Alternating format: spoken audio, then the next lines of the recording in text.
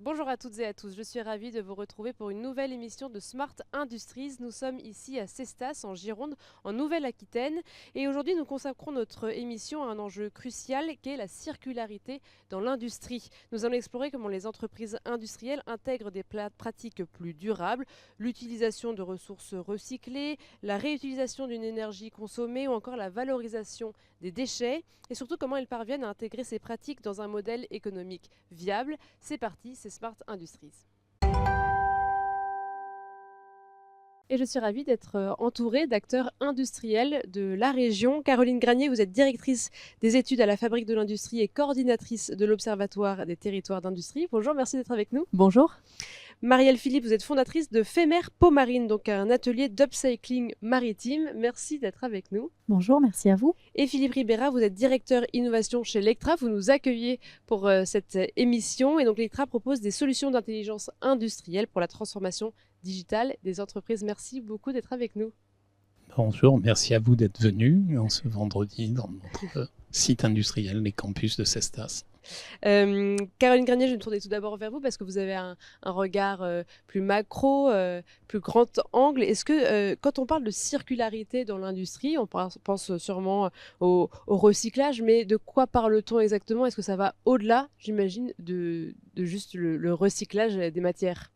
Quand on parle de circularité dans l'industrie, on va opposer ce modèle au modèle linéaire traditionnel, c'est-à-dire que on va extraire des matières premières, on va fabriquer un bien, ce bien va être utilisé, consommé, puis il va être jeté. Donc ici, le bien, à sa fin de vie, il est considéré comme un déchet. Donc ça, c'est le modèle linéaire. Exactement. Le modèle circulaire, lui, vise à prolonger la durée de vie des produits et donc des matières premières utilisées initialement.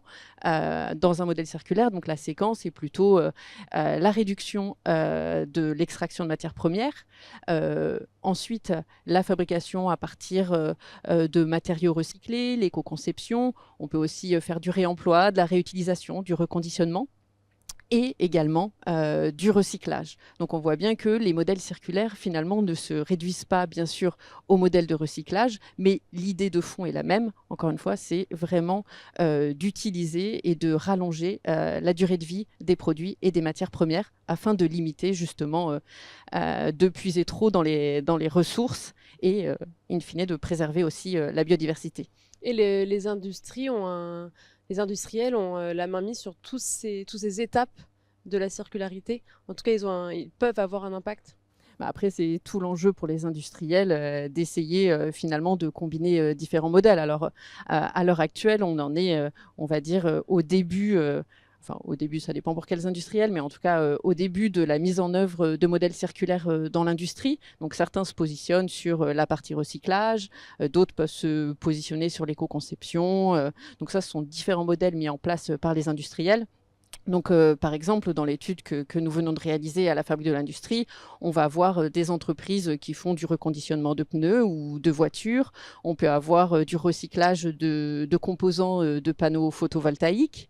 On peut avoir du reconditionnement aussi de matériel de restauration, la réparation, le réemploi de machines utilisées, par exemple, dans le domaine de la construction. Ou par exemple des engins élévateurs. Donc on a vraiment un large panel de modèles qui sont en fait en train de mis en œuvre par les industriels. Et des modèles qui peuvent s'appliquer à différents types d'industries et de tailles aussi? Oui, on observe la mise en œuvre de projets circulaires dans tout type d'entreprise. On a effectivement des entreprises qui sont de taille petite et qui sont créées, on va dire, dès le début pour être circulaires. Et vous avez également des entreprises qui existent depuis très longtemps, qui sont basées sur un modèle circulaire, mais qui petit à petit mettent en œuvre des projets circulaires. Donc là, on a les grosses entreprises de type Saint-Gobain, Olotte, Montabert, etc., qui, voilà, petit à petit, progressivement, mettent en place ces différents modèles, reconditionnement, réparation, etc. Donc, on voit là un certain potentiel de circularité dans l'industrie. Alors Marielle Philippe, vous avez pensé depuis 10 ans à votre atelier autour d'un matériau qui est quand même assez particulier, le cuir marin. Comment est-ce que est-ce que vous pouvez nous raconter comment est-ce que vous vous êtes tourné vers ce matériau, comment s'est organisé les prémices de Femer? Oui, alors en fait, donc Femer, c'est un atelier qui valorise les déchets de l'industrie agroalimentaire Oui. en cuir. Alors, il y a 10 ans, quand j'ai commencé, il y avait eu un Breton qui avait regardé du côté donc, du tannage des peaux de saumon. Il était sur un tannage qui était au chrome, donc tannage minéral. Et à l'époque, en fait, ma mère avait découvert en Laponie des femmes qui tannaient du cuir de saumon et elle avait pu en fait assister à un défilé de mode. Et moi, je terminais mes études je passais un master 1 en droit de l'environnement et un master 2 en gestion des littoraux et des mers. Et c'était en fait cette passion, on va dire, pour l'environnement, pour un droit à l'environnement, qui a fait que je me suis dit, mais en fait, c'est un petit peu intéressant ton sujet. Alors moi, la partie cuir, en fait, c'était pas du tout mon entrée parce que je n'y connaissais rien et je n'étais pas spécialement attirée par la matière en elle-même. Mais ce que j'ai trouvé très intéressant, c'est j'ai contacté en fait quelques usines, ne serait-ce qu'en Nouvelle-Aquitaine, et je leur ai demandé, voilà, qu'est-ce que vous faites des peaux? Est-ce que vous les gardez, vous les jetez? Et en fait, soit elles partaient à l'équarrissage, soit au mieux, elles pouvaient être valorisées, mais même pas sur le territoire français, en Espagne, en pet food. Du coup, je me suis dit, bah, en fait, il y a quand même il y a un gisement, en tout cas, de matières premières. Et on est en plus sur la conception d'un cuir qui est éthique, parce que les poissons, on les a mangés. Donc voilà comment tout a commencé. Et après, comment est-ce que vous avez travaillé pour pouvoir justement valoriser cette matière? Alors là, c'est là où c'était un petit peu plus complexe parce qu'il fallait mettre au point un procédé de tannage. Le tannage que ma mère a pu apprendre en Laponie était un tannage qui était assez ancestral et rudimentaire, bon, 100% végétal, mais on sortait des cuirs en fait de couleur marron foncé et c'est tout. Il n'y avait pas de coloration, ce genre de choses. Et quand j'ai confronté mon produit au marché, moi, les créateurs m'ont dit, on dirait les cuirs de ma grand-mère dans son garage. C'est vrai, on a commencé dans le garage. Et donc, il a fallu pendant 4 ans que je fasse de la R&D, alors notamment en faisant beaucoup de benchmark, pour arriver à sortir un produit avec de la couleur, mais sachant qu'on reste sur un produit qui est quand même assez naturel, parce que la dimension en fait de mon atelier de transformation est de poursuivre des objectifs en fait d'éco-responsabilité. Philippe, vous utilisez donc chez Lectra, vous créez des diverses machines d'optimisation de processus industriels. Comment est-ce que vous voyez cette circularité s'intégrer dans les processus industriels et les chaînes de production en fait quand vous accompagnez les entreprises chez Lectra? C'est une vaste question. Vous êtes dans un showroom, vous voyez plein de machines différentes, donc il y a plein d'accompagnements possibles. La notion de circularité, elle s'est reformalisée, je dirais, depuis à peu près 3 à 5 ans. C'était une notion qui n'existait pas vraiment.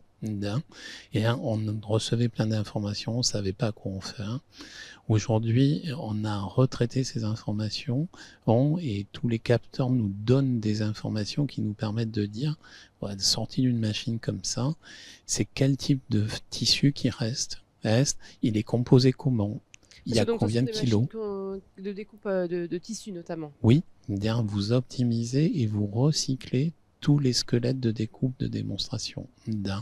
Donc, ça semble très bête, mais quand vous pensez des matériaux nobles comme du cachemire ou du coton bio ou des choses comme ça, que vous savez que de toute façon, il n'y a plus de réserves suffisantes par rapport aux demandes du marché, comment vous faites? Donc, on le traite comme ça. Deuxième sujet, on a intégré la circularité dans les processus de conception, parce qu'il faut l'intégrer en phase amont tout de suite et remonter dans cette chaîne. Je ne sais pas si vous avez une idée, mais on brûle à peu près 13 millions de tonnes de tissus par an en Europe. Je veux dire, et on manque de tissus pour habiller la Terre dans 1 an ou dans 2 ans.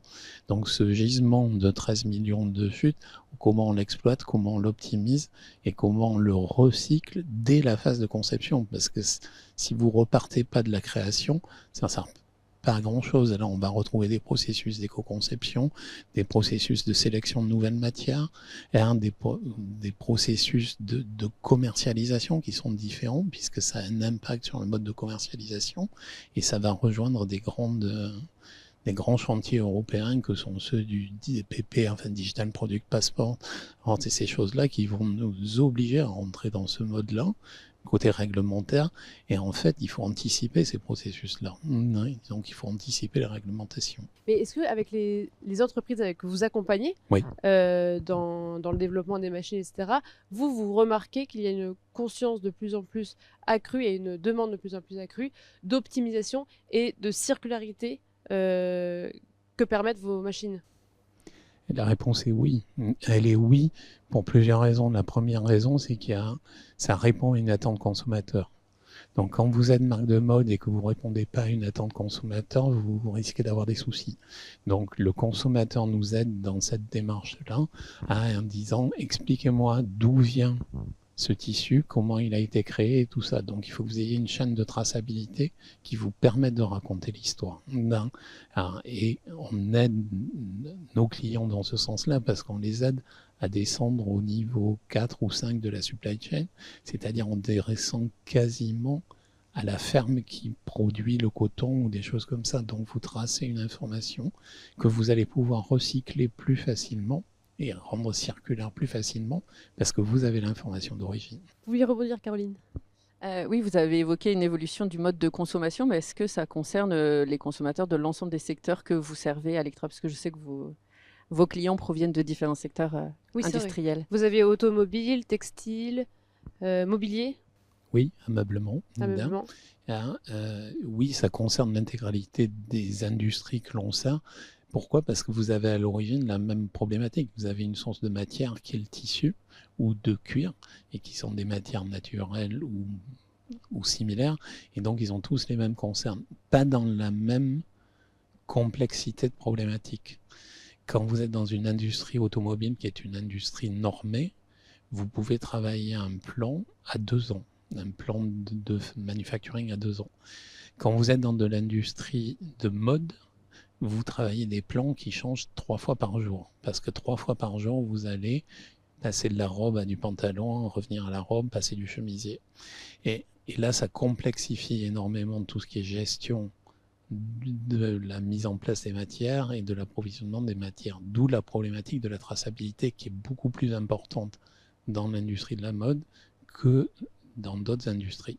Et l'ameublement, c'est un mixte mode et automobile parce que c'est une industrie lourde qui est normée, donc il y a des choses, mais qui utilise des matières qui sont des matières qui, elles, vivent aussi et qu'on doit suivre parce qu'elles ont des choses, des caractéristiques spécifiques. En plus de cette segmentation-là, vous avez des pôles d'intérêt qui sont différents en fonction des typologies de vêtements que vous faites. Si je suis industrie du luxe, je suis un certain nombre de paramètres. Si je suis marque premium, je vais suivre autre chose. Et si je suis mass market, je vais suivre autre chose. Donc vous avez, et les compositions des matières utilisées dans ces différents segments de marché peuvent varier énormément. Donc les intérêts ne sont pas les mêmes et les enjeux économiques ne sont pas les mêmes pour nos clients. Quand on parlait de cachemire tout à l'heure, le cachemire n'est pas quelque chose qui est dans du mass market. Mais le problème, c'est qu'on n'en produit pas assez. Donc il y a une guerre des grandes marques de luxe pour garantir l'approvisionnement en cachemire pour la saison qui suit. Donc ça devient un problème financier.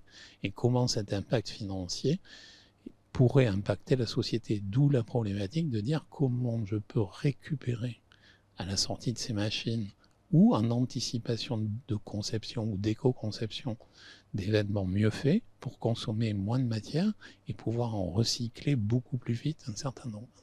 Et il y a de gros projets dans ces sociétés sur cette typologie de matière. Mais du mass market a la même problématique sur des volumes beaucoup plus importants de produits moins nobles, vous avez impactant plus de polyester, pour être très clair, mais qui ont un problème de recyclage aussi et de remise en cycle dans une boucle de circulaire. C'est vrai que, Marielle, on a vu que la matière première, c'est quand même une des problématiques, enfin en tout cas l'approvisionnement en matière première, c'est quand même une problématique importante dans cette industrie circulaire. Est-ce que vous avez cette problématique? Comment vous faites pour sécuriser un approvisionnement régulier? Alors, en réalité, moi, je suis donc un petit acteur. Et aujourd'hui, quand j'ai commencé il y a 10 ans, le cuir de poisson, c'était quelque chose de quasiment méconnu dans l'industrie de la mode, du luxe. Aujourd'hui, ça a un peu avancé, mais on reste encore aux prémices c'est un matériau, enfin, ça fait partie des matériaux qui sont quand même peu utilisés. Aujourd'hui, il y a encore beaucoup de crocodiles, beaucoup de cuirs exotiques type serpent, autruche. Le poisson reste un petit peu un oublié de la filière. Et malgré le fait que voilà, on communique de plus en plus dessus, mais ça reste un petit peu à la traîne. Donc à ce jour, par exemple, si je prends une usine en Aquitaine, sans la citer, il génère 900 tonnes de peau par an. Une peau fait 80 grammes à peu près, donc là c'est qu'une seule entreprise, sachant qu'il y en a plein d'autres en France. Euh, donc en réalité, le gisement de matières premières est assez énorme aujourd'hui par rapport aux débouchés D'accord. commerciaux qu'il y a derrière. Oui, donc il y a encore Il n'y a pas de stress Il n'y pour a pas de l'instant. stress à ce niveau-là. Et vous avez tout de suite pensé faire votre entreprise de manière circulaire. Vous avez tout de suite essayé de penser la circularité de votre fabrication et vous saviez que c'était aussi une attente des personnes que vous sollicitez pour acheter vos produits. Alors à l'époque, ce n'était pas du tout une attente parce qu'il y a 10 ans, la circularité, je connaissais le sujet parce que je l'avais étudié à l'université, mais on en parlait très peu dans les médias et encore dans la vie de tous les jours, encore moins. Donc l'attente, elle n'y était pas vraiment à cette époque-là. On sent que aujourd'hui, Ouais, vous avez senti une évolution. Ah oui, alors on le sent maintenant parce que aujourd'hui, je peux dire à quelqu'un que je fais les poubelles. Il y a 10 ans, c'était impensable de dire je fais les poubelles pour produire. On m'aurait dit mais c'est dégoûtant, en communication, on ne peut pas employer ces mots-là. Aujourd'hui, voilà, on va être content d'acheter quelque chose qui va être recyclé parce que en fait, derrière, il y a une démarche. Et on voit notamment en fait l'évolution des mots employés, les mots qu'on ne pouvait pas dire à l'époque pour vendre son produit. On dit c'est pas vendeur, c'est pas possible de dire ça. Et aujourd'hui, la nécessité de partir en fait dans de la valorisation. Donc en fait, moi, le modèle, il est pensé de manière, c'est dans son ADN la circularité, puisque c'est vraiment, on récupère une matière inutilisée, un coproduit de la filière alimentaire et de la pêche. Et au sein de Lectra, c'était parce que donc l'entreprise c'est depuis 1973, si j'ai bien retenu, c'est tout de suite été dans cette idée d'optimiser, qu'il n'y ait pas de perte de matière, de réutilisation, etc.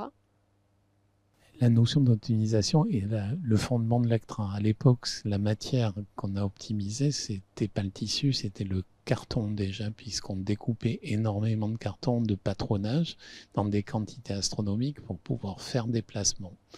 On a digitalisé ces processus-là, et ça nous a amené à rentrer dans la matière.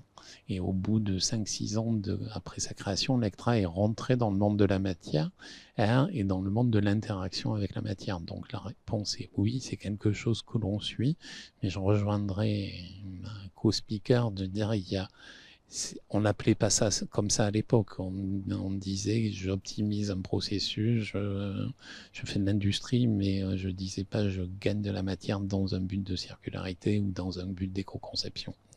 Et comment la technologie vous a aidé dans ce but d'optimisation La technologie, elle permet, enfin, je vais le dire d'une autre façon, tout ce que vous voyez aussi, c'est ce qu'on appelle l'industrie 4.0.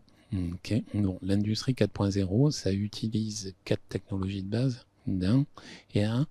dont l'IoT, l'intelligence artificielle. Toutes ces machines sont des machines qui sont connectées et qui depuis plus de 15 ans donnent des KPI et des KPI d'utilisation et des choses qui nous permettent de dire oui, ça contribue à un processus. Si vous n'avez pas cette technologie ou ce type de technologie, vous n'arriverez pas à tenir un modèle économique à l'échelle. Et donc la technologie est nécessaire. Si je prends pour la rapidité pour la rapidité de prise de décision, pour la prévisualisation de dashboards qui vous permettent de prendre des décisions, pour faire de la simulation prédictive, pour faire tout un tas de choses. Si je prends la traçabilité, un exemple, et j'y reviens, je dois descendre au niveau 4 à 5 de la chaîne de valeur de la mode. La chaîne de valeur de la mode n'est pas standardisée. Ça veut dire que vous achetez un t-shirt, je veux dire, en fait, vous allez peut-être avoir 600 sociétés à travers le monde qui vont avoir travaillé cette chemise ou ce t-shirt. Comment vous tracez toute cette information? C'est intraçable à la main. Alors, il y a eu plein de certificats, de tentatives de choses et tout ça. Et dans ces certificats, la moitié sont des fakes. On vous dit c'est du coton bio. En fait, le mec, il a passé du correcteur blanc, il a mis coton bio sur un certificat, il dit mon lot est coton bio. Donc la technologie vous permet d'éviter tout ça, puisque vous donnez des tokens et vous allez dire, mais je garantis que l'information que je mets sur cette chaîne technologique est une information valide. Je la passe à ma camarade qui va dire mais j'ai reçu une information valide, je vais compléter cette information et pouvoir la retransmettre. Ça, sans tout ce qui est IoT, sans ce qui est grande plateforme, sans ce qui est cloud, ça ne marche pas bien. Donc oui, le bien-être, le bien fondé de la circularité ne peut fonctionner que si on a les outils qui nous permettent de le gérer. Et tout à l'heure, vous parliez aussi de la réglementation comme pouvant être un frein à la circularité enfin, à une industrie circulaire. Est-ce que ça, c'est le frein principal pour vous? Je ne pense pas que ce soit le frein principal. Je veux dire, moi, je le verrais au contraire comme un avantage concurrentiel. C'est-à-dire, une réglementation, ça vous oblige à vous reposer des questions. Alors, vous pouvez le vivre mal et dire, je suis obligé de faire quelque chose en plus, ou vous pouvez le vivre bien. Et je dis, j'anticipe le fait que cette réflexion est intelligente, que c'est une demande de mes clients, que je suis une entreprise responsable et que je m'inscris dans une démarche RSE et ainsi de suite. Et là, vous en transformez un avantage. Et le fait d'en faire un message positif et un avantage, vous dynamisez des sociétés, on a des clients qui sont embarqués là-dedans et qui ont embarqué toutes leurs équipes. Je pense que les plus gros freins, c'est des freins de transformation parce que ça semble, c'est facile à dire, oui, on va faire Yaka Faucon, sauf que Yaka Faucon, il faut mettre beaucoup d'énergie derrière, il faut être très pédagogue avec les équipes, il faut qu'elles comprennent pourquoi on fait ça aussi et pourquoi on est obligé de le faire comme ça. Je pense que c'est plutôt des freins humains et organisationnels que des freins technologiques ou autres. Caroline Granier, vous confirmez sur les freins? Ce serait... Oui, nous, ce qu'on a pu voir avec notre échantillon d'entreprise, effectivement, la réglementation, elle peut être vue plutôt comme une incitation du côté des industriels à aller vers ces nouveaux modèles. Ça peut être aussi une incitation pour les consommateurs aussi à aller vers ces produits-là, voilà, à acheter ces produits-là. Et après, oui, on a des freins qui concernent plutôt la mise en œuvre en tant que telle des projets circulaires. Vous l'avez très bien dit tous les deux, l'approvisionnement en matières premières secondaires, donc celles que l'on utilise, donc qui peut être recyclé ou de seconde main et qu'on réinjecte finalement pour fabriquer un autre bien, celle-ci, il faut assurer quand même sa quantité, il faut avoir un gisement important. Donc vous avez dit que dans le cas du cuir de poisson, c'est pas un problème, mais pour plein d'autres produits, justement, assurer ce volume de production-là peut être justement un frein au passage à l'échelle de certains projets circulaires. Il y a la question aussi de la qualité, parce que vous récupérez un bien qui a déjà été, enfin, une matière qui a déjà été utilisée. Donc, comment garantir aux consommateurs le même niveau de sécurité, de qualité d'un produit qui est fabriqué à partir de ce type de matériaux. Et puis, la troisième chose, c'est qu'aussi, il faut assurer la pérennisation du gisement en matière première, parce que lorsque on fabrique, je ne sais pas, un meuble à partir de déchets de l'usine qui est située à côté, lorsque l'usine ferme, on n'a plus le gisement de matière première. Donc ça, c'est un premier frein qu'on a pu effectivement observer. Le deuxième, on reste quand même aussi sur un problème humain, celui des compétences, mais qui est plus global à l'industrie de manière générale. Il faut former quand même des personnes à ces nouveaux métiers qui supposent de savoir évaluer justement la qualité de ces matières premières, savoir mettre en œuvre des technologies digitales justement pour passer à l'échelle, etc. Donc on a toujours ce problème de compétences-là. Et puis aussi la question d'avoir un écosystème autour de soi qui permette justement la mise en place de ces modèles. Et d'autant plus que dans le cas de la circularité, les déchets des uns sont les ressources des autres. Donc ça crée quand même une très grande dépendance, finalement, les industries entre elles. Et puis il y a aussi besoin des collectivités territoriales sur un territoire pour favoriser l'usage, par exemple, de la chaleur fatale dégagée par une usine pour le chauffage urbain. Dans le cas des filières REP qui sont mises en place par la réglementation, on a cette mutualisation, cette centralisation de la collecte qui derrière peut favoriser la création d'entreprises de recyclage, de réemploi. Donc ça, ce sont les trois freins majeurs qu'on a pu nous observer durant notre étude. Est-ce que je peux rebondir Oui, une bien seconde? Je voulais en rajouter un, moi, je veux dire, il faut que nos mindsets changent. Qui a un Mindset de l'industriel ou du consommateur? vous, consommateur, consommatrice, est-ce que vous avez des jeans stretch avec de l'élastane? Je suis sûr que vous allez me répondre oui pour la plupart. Bien. Il y a rien de pire comme matière pour arriver à recycler cette matière. Parce qu'on n'arrive pas à séparer les fibres d'élastane et les fibres de coton. Et quand on arrive à les séparer, on ne recrée que des fibres de mauvaise qualité parce que ce sont des fibres courtes alors qu'on a besoin de fibres longues. Mais ça, techniquement, on le sait. Technologiquement, on saurait le défaire. Mais tant que nous continuerons à acheter des jeans stretch parce que c'est sympa, oui, ça se met autour de nous, eh bien, on aura du mal. Et Marielle, vous aviez parlé de 4 ans de R&D. Est-ce que justement vous avez été aidé par un écosystème, des collectivités? Comment est-ce que ça s'est passé pour permettre qu'à la fin de ces 4 ans, vous avez réussi à trouver le résultat escompté? Alors, j'ai beaucoup compté sur moi-même, en fait. C'est vrai qu'à l'époque, c'était pas forcément bien accueilli, c'était pas mal accueilli. Alors après, bon, j'ai pu en fait trouver, on va dire, de la ressource sur Bordeaux, puisque je suis allée dans la pépinière de Darwin à mes débuts. Pour être donc accompagnée à la création. Après, c'est vrai que la R&D, j'ai pris mon bâton de pèlerin et puis je suis partie à la rencontre de personnes dans des usines qui ont bien voulu me recevoir. Et puis beaucoup en fait d'essais que j'ai fait moi-même en fait dans mon atelier. Et j'ai appris de manière empirique. Voilà, j'avais quelques notions, mais ça a été un petit peu comme la recette de cuisine qu'il fallait mettre au point. Et Caroline Garnier, on terminera là-dessus. Qu'est-ce qui, à votre avis, permettrait de permettre ce passage à l'échelle pour que de plus en plus d'industries deviennent circulaires? Je suis assez d'accord du côté des consommateurs aussi. Il y a une certaine sensibilisation, éducation à avoir aussi sur notre manière de consommer et comment faire pour changer. Parce qu'après aussi, c'est facile, les consommateurs doivent changer, mais eux-mêmes ne savent pas justement cette question du jean stretch. Je pense que la plupart des consommateurs n'ont absolument aucune idée de la manière, en tout cas de la complexité qu'il y a à le recycler. Donc il y a un gros travail d'éducation, de sensibilisation. Il y a un travail aussi du côté des financeurs aussi pour qu'ils acceptent de prendre un risque, parce que malgré tout, c'est la mise en œuvre de nouveaux projets. Il y a une prise de risque à prendre et il faut aussi que les financeurs suivent cette prise de risque-là.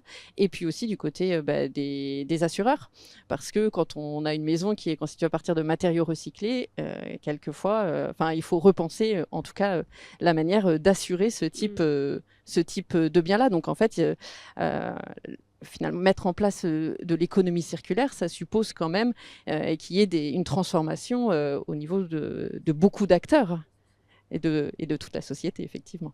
Et on terminera sur ces bonnes paroles. Merci beaucoup à tous les trois de nous avoir éclairés sur la manière justement de passer à l'échelle, de réussir cette industrie circulaire. Merci à vous toutes et tous de nous avoir suivis. C'était Smart Industries.